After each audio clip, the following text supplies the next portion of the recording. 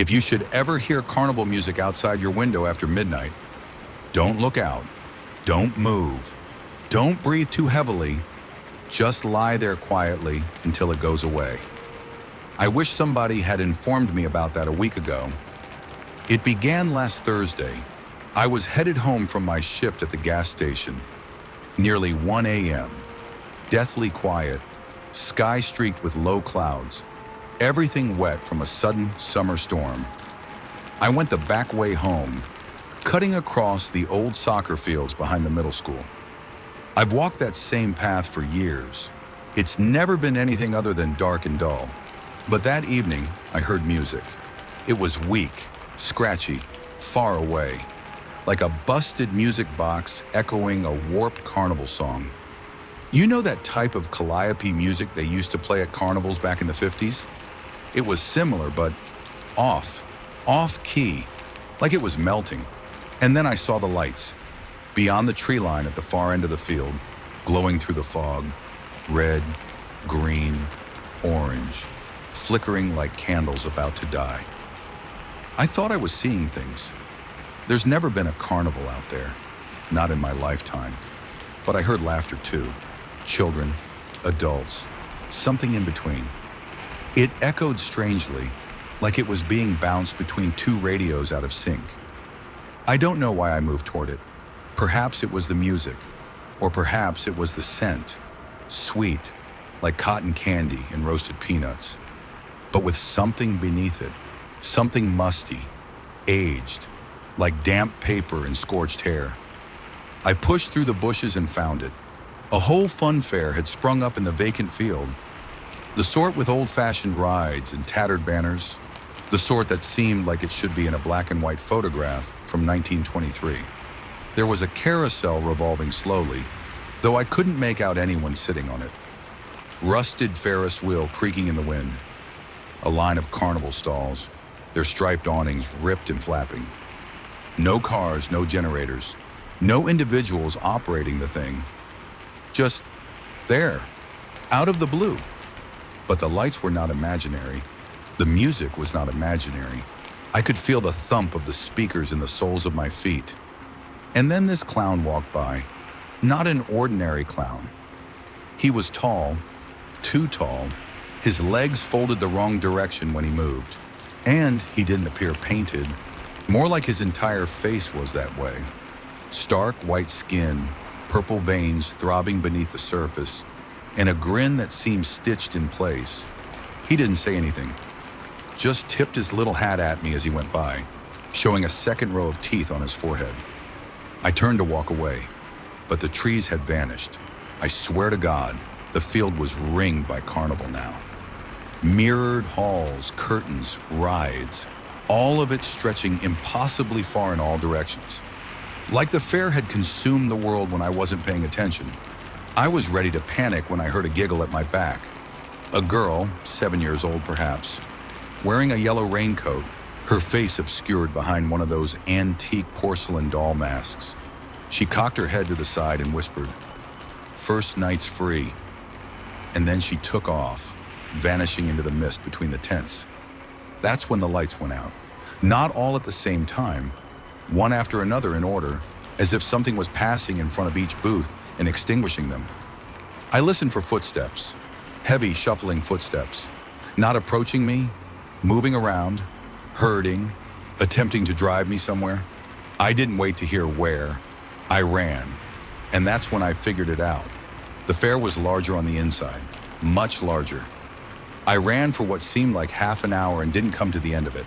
Just more distorted games, funhouse mirrors, shadows observing me from underneath carousel horses.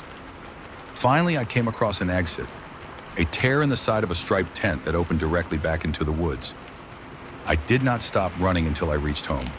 But here's the thing. When I turned around, the carnival had vanished. No lights, no music. Only a vacant, drenched field with flattened grass where the rides had stood. I didn't sleep that night. Couldn't. I kept hearing that music, not in my ears, but somewhere deep in my head, like it had threaded itself into my brain. And then the following night, I heard it again, closer this time, directly outside my bedroom window, and something knocked. 3 slow taps, followed by a voice, small, breathy, sing-song. Second night costs a memory. I didn't respond, didn't even stir. But in the morning, something was missing. I couldn't recall my brother's face. I knew I had a brother. I knew we spoke before, but I couldn't recall anything else. Not his voice, not his smile, just empty space. And I believe I have only 5 nights remaining. For yesterday evening, the voice whispered once more. Last night's the ride. I did not go to work the following day. I spent hours sitting on my bed, looking at the wall, attempting to cobble together memories of my brother.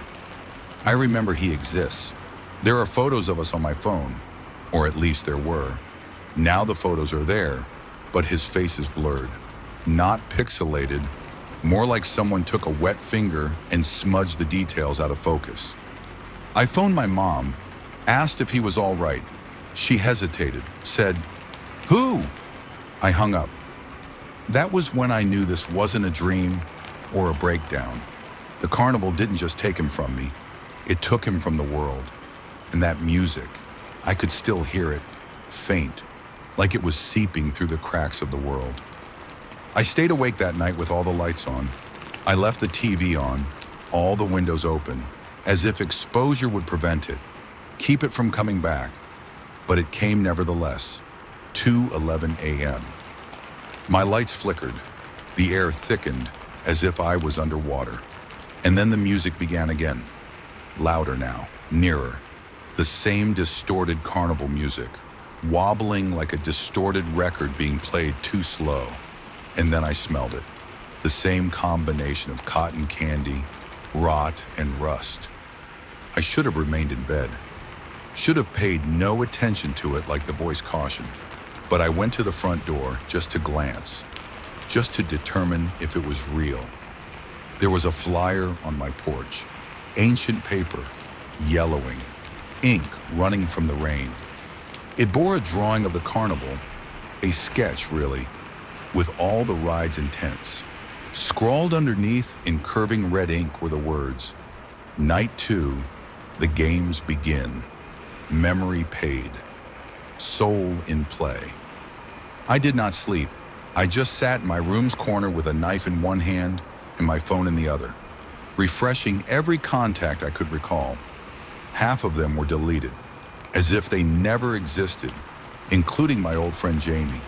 Erased from my photographs, erased from my call history, even my high school social media postings, where we spent almost every weekend together, now had me sitting by myself, arms around empty air, captions reading inside jokes I no longer got. I was losing people, parts of my life, and the carnival was getting closer. On the 3rd night, I committed the biggest blunder of my life. I went back. I didn't intend to, I swear. I even attempted to drive out of town, packed a bag, got on the highway, but every exit brought me right back to where I started, the soccer field behind school. And when I stepped out of the car, music began again, full blast this time, as if it was waiting for me. Not this time. There were others, not just off-putting actors or spectral kids, but individuals like myself, confused, scared, lost. I spotted 4 or 5 others making their way through the fog. One man was weeping, saying something about his daughter. A woman was holding onto her phone, looking at a text conversation that was deleting itself in front of her eyes in real time. We didn't talk. We simply followed the lights. The carnival was larger, much larger, like a small town had sprung up overnight. The games were not the same this time, not so innocent. They had a shooting gallery, only the targets resembled missing persons posters. I saw a face I knew, a person I'd attended school with, a boy who disappeared sophomore year. Everyone thought he'd run away. Another stall hosted a claw machine. The prizes weren't toys, they were mementos. A necklace I thought I'd lost in the 3rd grade, my childhood teddy bear. Even a mildewy birthday card from my dad, long gone. I reached in, and the glass turned to water. Something grabbed my wrist. I shrieked, jerked it back. The girl in the raincoat was behind me once more. Her mask was broken now. I could see her eyes through the crack.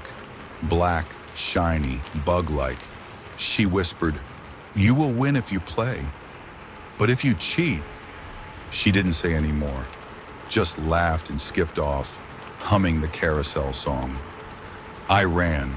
Previous games, previous mirrors, previous a hallway of shadows where my own reflection began to speak to me, pleading with me not to turn away. I eventually found my way back to the field. Just as before, a slit in the tent, a window back into the everyday world. Only this time, someone followed me out. I didn't know initially, not until I arrived home. The lights in my apartment were on despite the fact that I'd switched everything off. The window was open, and the television was showing static, loud, blaring static. Despite the fact that I hadn't turned it on, I searched all the rooms. Nothing. Until I passed by the bathroom mirror. There was a handprint on it, small, like a child's, but on the inside of the glass. I wrapped it in a towel and slept in my automobile. When I woke up the next morning, my phone had a new contact saved. Funfair guest services. No number, no record of messages, only that single entry. I attempted to delete it. It was back 10 seconds later. I attempted to break the phone, purchased a new one. The contacts synced across, despite not having used the same account. I don't know what I brought back with me, but it's in things now, in my devices, my mirrors, my mind. That was 3 nights ago, and last night was the 4th. At 3:03 a.m., the lights went out. All of the bulbs in the apartment blew simultaneously. It was more than a blackout. It was as if the air itself became dark. The darkness seemed to have a life of its own. I could hear steps behind the walls, things whispering in the vents. I attempted to leave, but each door led out into the carnival. Neither a new journey nor a hallucination. My apartment had become a part of it. I opened the door to my bedroom and walked into a spinning teacup ride. The hallway was the way to the dunk tank. The water in it was black, and something was breathing beneath the surface. I heard my mom calling my name, her voice echoing from the funhouse speakers. But it wasn't her. I could tell. The way she pronounced my name. It was like somebody who'd learned it from a book. Too slow, too deliberate. I almost lost it, almost walked into the tent where her voice was emanating from. But then I read the sign above it. Night 4, speak not to the forgotten. So I ran some more, always running. Each door opened onto another ride, another booth, another warped interpretation of a childhood memory. Finally, I fell down beside the carousel, and that is where she was, the masked girl. Only now the mask was completely off, and her face was expressionless. I don't say featureless, I say erased, like someone had scrawled across it savagely. But she still smiled, or I sensed her smile, like something in my head was smiling. She didn't say anything this time, just held up a ticket, 1 night remaining. Last ride tomorrow. And that's where I am today. I have not left my bed for 12 hours. My refrigerator is bare. My phone blinks on and off, promoting carnival advertisements I am unable to close. I have not seen my own reflection since last night. It turns away from me now, always just a bit out of place, looking at something behind me. They say the 5th night is the end, the ride. I don't know what that is, but I know I'm not returning from it. If you find a flyer on your porch, if you hear carnival music when you're by yourself in the dark, don't follow it. Do not look. Do not play. And whatever you do, don't ride. Tonight is the 5th night. I haven't eaten, haven't showered. I've been waiting for the music to start, and now, as I write this, it has. It's not outdoors anymore. It's within the walls. The calliope echoes hollow, breathy, as if someone is playing it through decaying lungs. My floor is rumbling. Lights are blinking. My door isn't a door anymore. It's a striped curtain, and this time, I'm not going to run, because I believe running is what it wants. I believe running is part of the ride. So I walk through the curtain for the last time. The air changes in an instant. Hot, humid, metallic. The scent slams into me. Scorched sugar, worn leather, ozone. The sky above the carnival is no longer a sky. It's a huge swirling mirror. And when I look up, I see reflections of myself stepping through it. Fragmented, shimmering, each lost in a different night. I walk by the booths, the games, the faces I have seen before. The tall clown with legs that bend backward. The girl with the empty face. A man with no mouth carrying a guess your weight sign that is written in bone dust. But they don't touch me. They simply observe, since it's the final night. And I've already purchased the ticket. I find the ride at the center. It's an ancient roller coaster, enormous, rusted, quiet. The cars are coffin-shaped. Black wood, gold ornamentation, deep red padding. And inscribed into the gate of the entrance is a sentence I can hardly decipher. The letters distorted and bleeding. For what you've forgotten, we will remember. There's a turnstile. Nobody's operating it, but it clicks as I pass through. The coffin lid opens. I get in. The lid closes, and the journey starts. There's no track, no rails. We're just falling, spiraling through pitch black, no sound but the echo of that damn music. Slow and deep now, like it's underwater, and then it stops. Abruptly, I'm in my childhood living room. I'm 10 years old. My dad is alive. My brother is sitting beside me constructing Lego towers. I can smell dinner. I can hear my mom laughing in the kitchen. Everything is perfect, but no one can see me. They move by like I'm invisible. My brother appears older for a moment, then younger. Then his face contorts, shudders, and goes blank. A blur, a smear, and then the scene fades.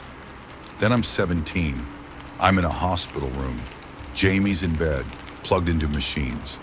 I recall this, the day he OD'd, except this time he turns his head and gazes at me and says, "You left me here."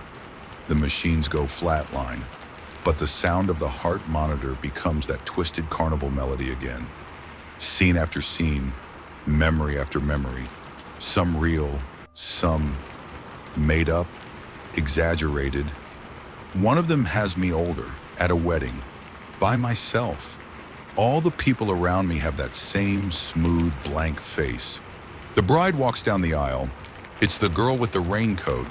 She raises her veil. Her face is mine.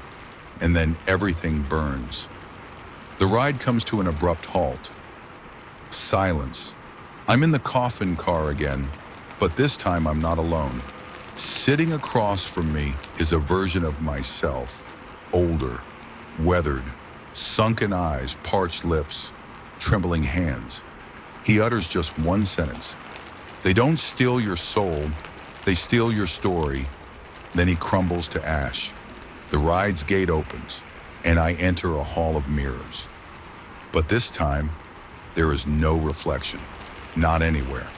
Not in the glass, not in my telephone, not in the puddles. I'm gone. I pat my pockets down. No ID, no phone. My name doesn't even feel like it belongs to me anymore. Like putting on a shirt I haven't worn in years. The carnival isn't disappearing this time. It isn't withdrawing back into the fog. It's following me. It's morning now. The sun is out, but it doesn't seem like daytime. Only a faint, sickly orange light. I walked for blocks, but nobody looked at me. People in the street hardly moved. They just stared at their phones, their eyes blank. Not frightened, just empty. Like something drained their spark. And that's when I learned the truth. The carnival isn't a location.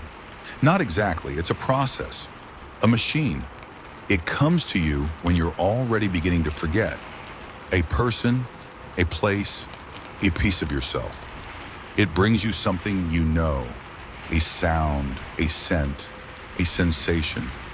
And then it takes what's left, one night at a time. I walked by a playground on my way home. I could swear I heard the carousel song in the merry-go-round. Two kids were playing. One wore a yellow raincoat. The other? He resembled my brother, but he did not look up. This is my final message. I don't know how much time I have before this is erased also, like everything else. So please, if you spot the flyer, burn it. If you can hear the music, plug your ears. If you spot the girl wearing the mask, don't follow her. For once the carnival learns your name, it never forgets. That's all I can tell you for now. I'll keep you posted if I'm still around.